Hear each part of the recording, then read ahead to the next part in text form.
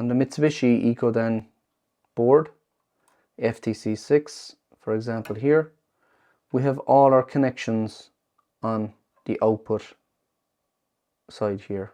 It goes all the way down from output 1 all the way down output 15.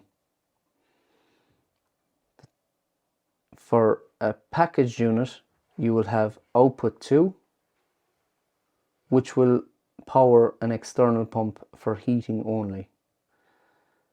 Output 2, neutral is top, live is bottom. For 2 zones motorized valves, we have 2 connections in output 3 and output 13.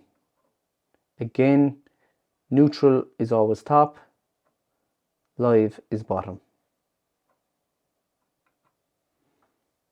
So zone 1 will be output 13 down here, generally ground floor if it's a 2-story house.